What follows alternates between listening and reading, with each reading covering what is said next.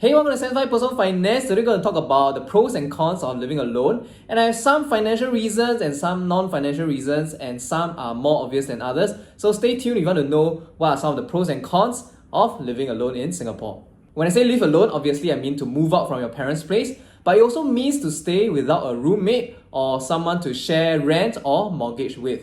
So I'm going to start with the cons first because I feel like ranting. And my number one con of living alone, as some of y'all might guess, is money and cost. And living alone obviously is going to be more expensive than living with your family or with a friend or roommate. If you're buying, you have to foot the cost of everything from the option to purchase, to the stamp duties, to the deposit of the whole place. Yeah, you are one man tanking the whole thing.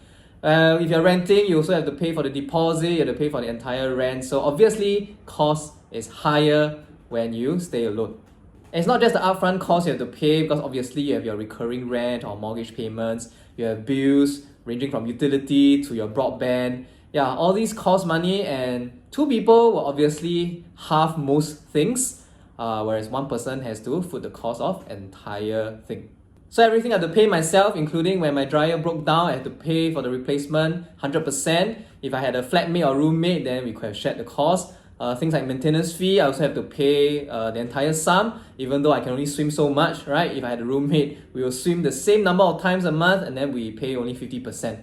Yeah, so a lot of things, right? I think one person is really more expensive than having someone to share it with. Which brings me to my second point, that living alone lacks the economies of scale that can make things cheaper. When you buy an apartment as a single person, chances are you're going to buy a shoebox unit or one bedder at about $600,000 or $700,000. Whereas if you pair up with a friend, you can actually get a decent two-bedder apartment at maybe $1.2 to $1.4 million. Instead of paying $700,000 for a studio apartment or one-bedder condo, you could find a friend and each of y'all put in $700,000 and can buy a more spacious, maybe two-bedder apartment. And single-bedder apartment almost always cost more per square feet, and larger units have a lower PSF. And therefore, if you can get a friend to buy a larger unit, you're safe on the PSF of the unit itself. There are also a lot of cost savings on an ongoing basis, because today I ordered food delivery and guess who had to pay 100% of the food delivery fee. And also things like if you were to grab to somewhere, if you had a friend living with you, chances are you would grab together if you are going out together. Things like that. So there are a lot of shared services that you can chip in and pay half, and therefore save on an ongoing basis. Another reason why staying alone sucks is because the chores never end. And again, I have to do 100% of the chores by myself, right? There's no division of labor, there's no one else to share the load with, right? Day in, day out, I have to clean after this guy who doesn't pay rent, who doesn't do chores. And in fact, he makes the place messier and dirtier, so I have to do chores more often. And yeah, I really have no one to share the load with, and that is a lot of time wasted. And time is money, right? I have less time to do my YouTube, I have less time to do other things that will bring me an income. If you live together with a friend or a flatmate, chances are you can negotiate some kind of division of labor and then share certain chores, and you will have roughly maybe 50 to 60% of the chores left, and that cuts down your time doing chores by half, which is very significant, I feel. I think I spend at least 5 hours a week doing chores, and that can make another YouTube video each week actually. And I have a sofa that I want to throw away for the longest time, and I have no one to help me bring it down to the disposal area.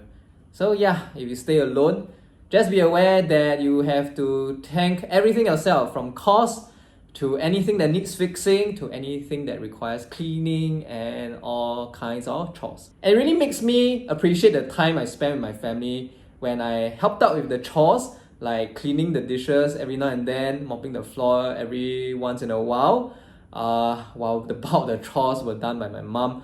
Yeah, so now that I have to do 100% of the chores myself, I realize how much housework there truly is to handle. Of course, there are ways to mitigate this, right? You can always hire a cleaner, but that's extra cost again, $20 to $25 per hour. Again, you have to pay 100% of that yourself. Or you can get things like a robot vacuum, and I really swear by robot vacuums because it has made life so much easier. It has taken cleaning out of the equation most of the time. Every now and then I will deep mop it myself, but most of the time it's kept clean by a simple wipe of the robot vacuum. And of course, things are made worse by a roommate that doesn't contribute and make the place dirtier, so don't get a cat. Now, once again, I have to play the YouTube game. I really appreciate if you leave a like, and better yet, a comment on what you would like to see in my channel next. Now that we are done with the bad things, let's move on to the good things. And it's of course the whole reason why you want to move on in the first place. Obviously, I would say the pros outweigh the cons. And the number one would be privacy. As everybody knows, the whole reason to move out is because we want to be alone. Personally, I had the thought of getting a friend to share an apartment and we buy one together and live together. But I quickly dismissed the idea because I realized that the whole point of moving out from my family was so that I can have my privacy. And that is defeated if you are living with someone else. No matter how close you are to that person, I feel. Privacy is really important to me because in my own space, I really just want to do whatever I want to do, and I don't want to have to be concerned about someone else being in the same space as me, right? There are things that I feel like quirks that are unique to myself. Like I like the place to be slightly messy. Okay, I cannot explain it, so I'm not going to explain, right? And sometimes I leave the dishes in the sink for days, right? Because I don't like to do things when I don't like to do them. So living with someone else actually would increase a lot of friction due to your individual quirks and personalities. Even when I have some friends over for the night, I realize this point quite strongly because it comes down to even things like aircon, right? It can be a very cooling night to me, but my friends would say, hey, they want the aircon because it's very warm, right? Thankfully, those are one-off things, and if I were to live with someone and I had constantly argue over the temperature with them, right, I don't know how it is going to work out. Another major pro is that I feel like I can be very productive when I'm living alone, and I think that is not possible with someone else living together with me, right? After moving out, I realized that it is finally possible for me to do a YouTube channel because I can record in the living room like that. I can speak as loud as I want and no one will come and say that I'm disturbing them or just feel embarrassed that I'm doing this. It's actually a bit awkward to be talking to a camera like that, and yeah, only Kyler watches when I'm doing this right now.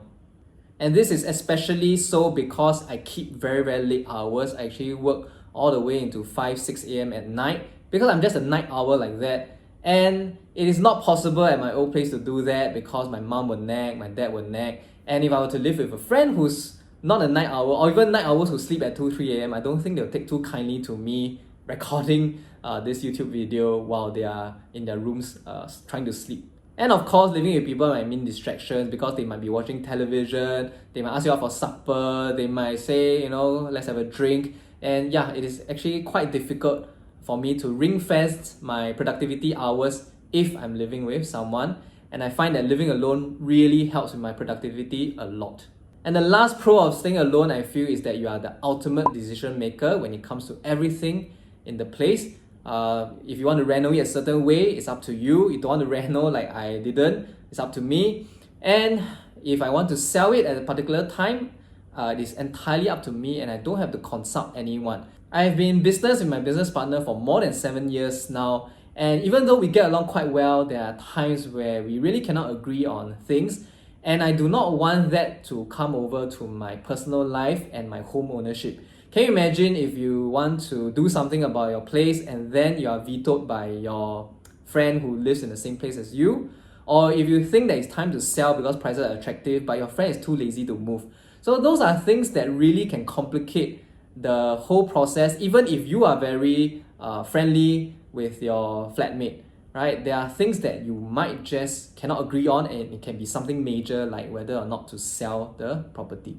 Lastly, I've often been asked whether or not I feel lonely staying alone, and I really don't understand that question because I have never felt that way. In fact, I feel very much in my element when I stay alone, so that is not a con, that is a pro for me. I really enjoy my alone time, and I'm very glad that I was able to move out as early as 2 years ago. And yeah, the past 2 years to me was as natural as it can be. I really enjoy my time staying alone, if I have not already mentioned that. Now that I've listed all the pros and cons, I think there's a neutral category and I will put family time under this. Now, obviously, once you move out from your family's home, you'll spend a lot less time with your family. And my parents are getting on their age, right? They're really like mid-60s to late 60s. And so I think I should be spending more time with them. but I still do. I meet them at least once a week, often 2 to 3 times a week for meals, because they are already semi-retired and I have very flexible hours. I actually get to meet them quite often. Also, I think that the friction from living under the same roof as your family members is now gone, because it's inevitable, I think, when families live together that there are some squabbles here and there, arguing over the toilet, arguing over chores, those sort of things that are no longer experienced because I don't live with them anymore. So I think that's actually a pro. But yeah, some weeks I get so busy that I don't get to see them. So I'm going to file this under neutral. Neither a pro nor a con. I guess they sort of cancel each other out.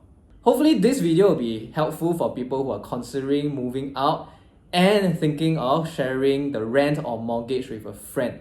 Right? I would encourage you to really think through more deeply your relationship with this person and whether or not some of the points I've raised are relevant for you, because once you have made that decision, it is going to be a binding financial decision, right? Be it even rental, you still have to put rental deposit, you still have to sign a lease, and it can be a very tricky situation for you to untangle if you find yourself in a predicament where you're unhappy with the living conditions. So yeah, I think better think twice. There are pros to sharing with someone, right? But there are also a list of cons that you should be aware of.